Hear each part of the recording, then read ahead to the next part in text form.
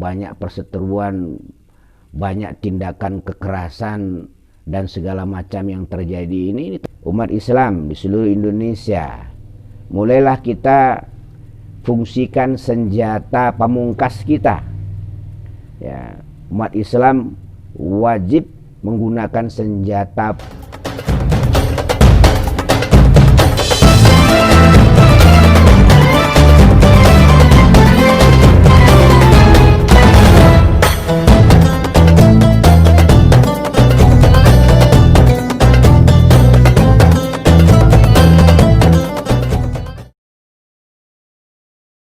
Assalamualaikum warahmatullahi wabarakatuh.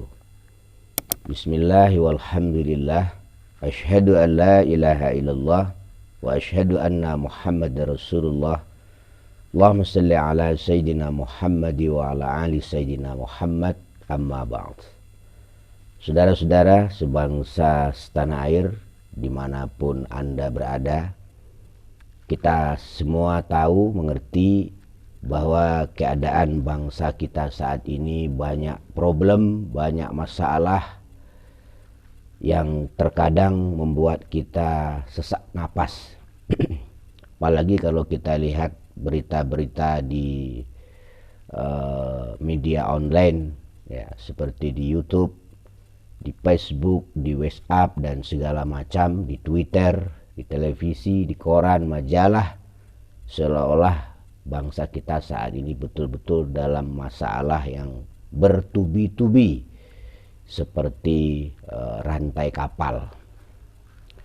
Lalu bagaimana Al-Quran memberikan penjelasan tentang ini semua? Di dalam Al-Quran Allah Ta'ala berfirman, wa iz qala rabbuka lil malaikati inni ja'ilun fil ardi khalifah qalu ataj'aluna fiha man yufsiduna fiha wa yasfiqud dima'a wa nahnu nusabbihu bihamdika wa nuqaddisu lak qala inni a'lamu ma la ta'lamun. Ingatlah ketika Tuhanmu berfirman kepada para malaikat, sesungguhnya aku akan menciptakan khalifah di bumi. Maksudnya menciptakan manusia di bumi.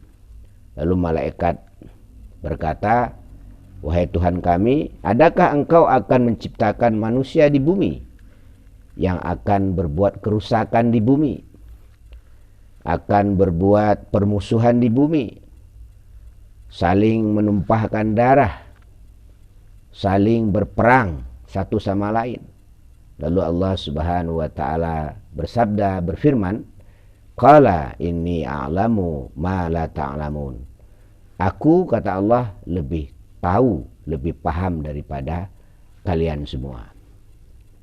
Saudara-saudara sebangsa setanah air, jadi apa yang terjadi hari ini di dunia umumnya dan di negara kita khususnya, itu memang sudah jauh-jauh hari telah dipertanyakan oleh malaikat. Jadi seolah-olah malaikat itu punya trauma dengan khalifah sebelum khalifahnya manusia. Jadi sebelum bumi ini dipercayakan kepada bangsa manusia, dulu di bumi ini yang jadi khalifah adalah bangsa jin. Ratusan tahun bahkan ribuan tahun jin itu menjadi khalifah di bumi ini, tetapi tidak melakukan perbaikan-perbaikan, justru berbuat kerusakan. Ya, terjadinya perperangan, terjadinya pertikaian. Jadi jin itu kerjanya tiap hari hanya bikin intrik, bikin masalah, bikin orang nggak nyaman. Ya, pokoknya bikin hal-hal yang membuat kita itu tidak nyaman tinggal di bumi ini. Nah, malaikat ini trauma. Di saat Allah Subhanahu wa Ta'ala memberitahu Allah akan menciptakan khalifah baru di bumi, yaitu manusia, lalu malaikat berkata, wahai Tuhan, wahai Allah, apakah engkau akan menciptakan manusia di bumi yang akan berbuat kerusakan, yang akan saling bermusuhan, saling menumpahkan darah, saling membunuh? Tapi Allah menjawab, qala inni a'lamu ma la ta'lamun. Dari ayat ini dapat kita ambil kesimpulan saudara-saudara bahwa apapun yang terjadi saat ini di negara kita itu pasti ada hikmahnya. Orang-orang yang beriman kepada Allah, orang-orang yang yakin kepada Allah Subhanahu wa taala, dia akan berusaha mengambil yang baik dari apa yang dia lihat, apa yang dia dengar, dan apa yang dia rasakan. Sebaliknya orang-orang yang tidak beriman kepada Allah, orang-orang yang ragu kepada Allah, maka dia akan selalu curiga, prasangka, bingung dengan apa yang terjadi saat ini. Saudara-saudara sekalian yang berbahagia, jadi apa yang harus kita lakukan sebagai bangsa Indonesia, khususnya umat Islam di seluruh Indonesia? Jalan satu-satunya yang harus kita lakukan adalah kita berdoa kepada Allah Subhanahu wa taala. Karena doa daf'ul bala wal jalbur rizki. Doa itu bisa menolak keburukan, bala, ya. Jadi situasi keadaan negara kita banyak perseteruan, banyak tindakan kekerasan dan segala macam yang terjadi ini termasuk bala. Ya. Mulainya terjadi kekurangan pekerjaan, ekonomi morak-marik dan sebagainya, ini termasuk bala. Nah, bala-bala ini hanya bisa disingkirkan dengan doa. Ya. Terus bagaimana dengan ikhtiar? Kalau ikhtiar, Rasulullah sudah memberikan isyarah, antum a'lamu bi umurid dunyakum. Ya, kamu lebih paham, lebih cerdas urusan duniamu. Jadi kita ikhtiar pakai akal sehat, jangan pakai hawa nafsu. Ya, karena kalau permasalahan-permasalahan yang terjadi di negara kita saat ini, kalau kita selesaikan dengan otot, dengan hawa nafsu, ya, maka masalahnya akan makin parah. Ya, masalahnya akan makin melebar.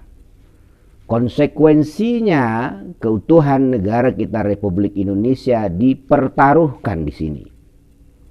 Ya, jadi kita menghimbau sebagai rakyat biasa, ya, kita menghimbau sebagai rakyat kecil, ya, kepada siapapun, terutama mereka yang punya pengaruh di negara ini, tolong Anda tahan diri Anda, tahan segala sesuatu yang menyebabkan Indonesia ini berpecah belah. Ya. Karena bagaimanapun hidup dalam kondisi berpecah belah, apalagi konflik, ya, siapapun tidak akan merasa nyaman. Saudara-saudara sekalian yang berbahagia, jadi umat Islam di seluruh Indonesia, mulailah kita fungsikan senjata pamungkas kita. Ya, umat Islam wajib menggunakan senjata pamungkasnya. Apa itu? Doa. Nah, bangunlah 2/3 malam akhir, jam 1, jam 2, lakukan ambil air wudu, kemudian lakukan sholat tahajud 2 rakaat, sholat tobat, sholat hajat, witir. Setelah itu berzikir kepada Allah dengan membaca Quran, membaca kalimat tahlil, tahmid, takbir, atau membaca sholawat. Kemudian angkatlah tangan ke langit, doalah sama Allah. Ya Allah, tolonglah bangsa kami. Ya Allah, tolonglah negara kami. Ya Allah, sadarkanlah orang-orang yang berpotensi memecah belah Indonesia. Ya. Karena apa, saudara-saudara? Karena orang-orang di luar Indonesia sana yang punya kepentingan ekonomi, yang punya kepentingan macam-macam, itu yang mereka inginkan adalah Indonesia ini berpecah belah. Ya. Mereka petakan Indonesia ini, Indonesia akan dibagi, ya. Ada Indonesia ini, Indonesia itu keinginan orang-orang yang di luar Indonesia, orang-orang bangsa asing, ya, bangsa-bangsa yang sok jagoan, bangsa-bangsa yang sok hebat, bangsa-bangsa yang sok menguasai bangsa lain. Nah, Indonesia jangan sampai berpecah belah seperti itu. Ya. Jadi ini adalah kewajiban seluruh tumpah darah Indonesia, seluruh anak bangsa untuk menjaga keutuhan Republik Indonesia.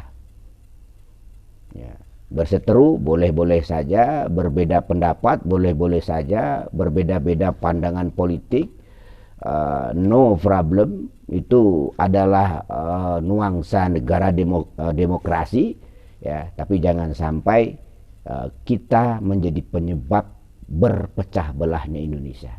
Maka masing-masing kita harus menahan diri, jangan terlalu mengikuti hawa nafsu. Jangan terlalu bangga dengan kelebihan yang Anda miliki. Ya. Yang punya ilmu jangan terlalu bangga dengan ilmu yang dia miliki. Yang punya kekuasaan jangan terlalu bangga dan sombong dengan kekuasaan yang Anda miliki. Yang punya harta kekayaan, punya duit yang banyak, jangan terlalu bangga dengan harta kekayaan yang Anda miliki. Sehingga akibatnya Indonesia kita ini jadi rusak. Rasulullah sallallahu alaihi wasallam memberikan isyarah al-jama'atur rahmah, wal furqatu azab. Ya, bersatu itu adalah rahmat, tapi berpecah belah itu adalah neraka atau azab. Saudara-saudara sekalian yang berbahagia, jadi kita bangsa Indonesia, ya, jangan mau diadu domba, jangan mau diprovokasi yang menyebabkan negara kita berpecah belah. Kalau soal ekonomi, soal pandemi yang sekarang lagi lagi eksis kembali, masalah ekonomi yang morak-marik, ya, cari pekerjaan sulit, bahan-bahan makanan mahal tuh, tempe aja sekarang udah mahal, ya. Sementara cari pekerjaan sulit, duit sulit, ngabisin duit gampang, ya. Itu semua nanti akan membaik, ya. Seiring dengan doa kita, ikhtiar kita, kasih sayang Allah, semuanya akan membaik. Tapi kalau negara kita sampai berpecah belah, ya, ada berdiri banyak-banyak negara di Nusantara ini, ini nanti berpotensi konflik yang tidak akan ada henti-hentinya. Ya, kita jangan lupa saudara-saudara bahwa sejarah berdirinya bangsa Indonesia ini adalah bergabungnya banyak kerajaan yang ada di Nusantara, baik yang ada di Pulau Jawa, baik yang ada di Kalimantan, baik yang ada di Sumatera. Jadi banyak kerajaan-kerajaan yang meleburkan diri demi berdirinya negara Republik Indonesia. Ini kita semua harus ingat, supaya kita tidak arogan, tidak sombong, tidak angkuh, ya. Jadi berdirinya negara Republik Indonesia ini, kalau kita baca sejarah, itu adalah pengorbanan para kepala-kepala kerajaan, kepala-kepala negara yang dulu ada di Indonesia. Mereka rela melepaskan mahkotanya, mereka rela meletakkan kedudukannya demi berdirinya negara Republik Indonesia. Ini pengorbanan orang dulu. Nah, makanya kita sekarang sebagai generasi selanjutnya berkewajiban untuk menjaga persatuan dan kesatuan. Jadi kalau bisa, ya, kalau bisa, menurut pemikiran kita rakyat kecil ini, kalau bisa masalah-masalah yang terjadi hari ini itu diselesaikan lewat musyawarah, permusyawaratan, perwakilan. Itu kan dasar negara kita. Jadi amalkanlah Pancasila itu, ya. Sebagai bangsa Indonesia, Pancasila yang 5 itu amalkanlah. Insya Allah Indonesia akan stabil, akan membaik, ya. Jadi ada ketuhanan yang Maha Esa, ada kemanusiaan yang adil dan beradab. Ini terapkan, ya. Kemanusiaan yang adil dan beradab, terapkan. Ya, persatuan Indonesia ini harus dijaga. Ya, musyawarah, mufakat, kalau ada masalah belajarlah dewasa. Orang yang dewasa itu menyelesaikan masalah lewat musyawarah. Ya, itu orang yang, apalagi negara kita ini kan negara demokrasi. Ya, segala sesuatu itu kalau ada masalah, ada konflik, buka dialog. Ya kan? Buka komunikasi. Ya. Jadi jangan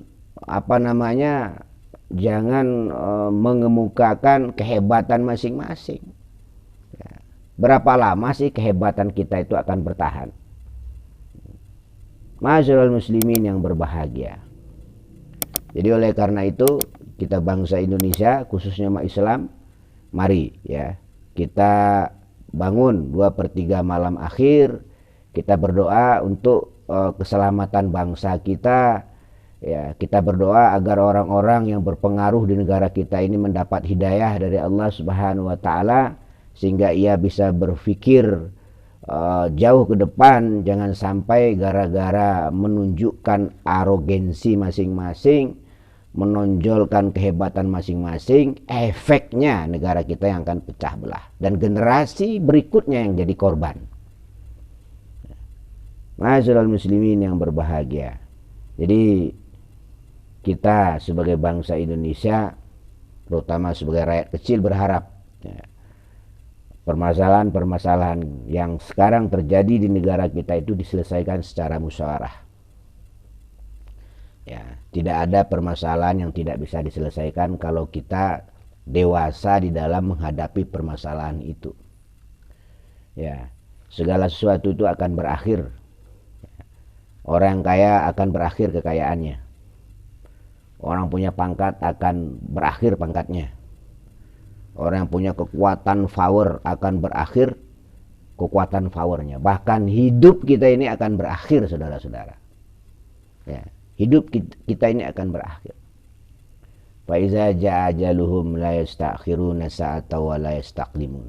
Apabila telah datang waktu yang dijanjikan atau yang ditentukan, maka tidak bisa diundur walau hanya sekejap dan tidak pula bisa dimajukan. Jadi untuk menyelesaikan konflik yang terjadi di negara kita saat ini, mari kita saling mengadakan pendekatan dialog. Ya, jangan main cap. Ya, jangan main cap begini nggak cocok begini, jangan. Dialog. Ya, dialog untuk mufakat. Mari kita jujur.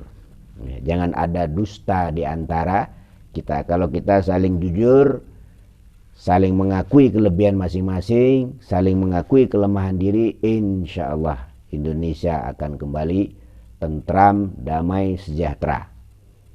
Insya Allah. Ma'asyiral muslimin yang berbahagia, saya kira ini yang dapat kita sampaikan kali ini. Mudah-mudahan Allah Subhanahu wa taala menolong bangsa kita Indonesia ini supaya tetap menjadi negara yang utuh, negara yang jauh dari perpecahan, ya, negara yang jauh dari konflik yang menyebabkan perpecahan dan kesengsaraan. Dan mudah-mudahan Allah menurunkan rahmatnya, kasih sayangnya, keberkahan kepada negara kita Republik Indonesia ini. Assalamualaikum warahmatullahi wabarakatuh.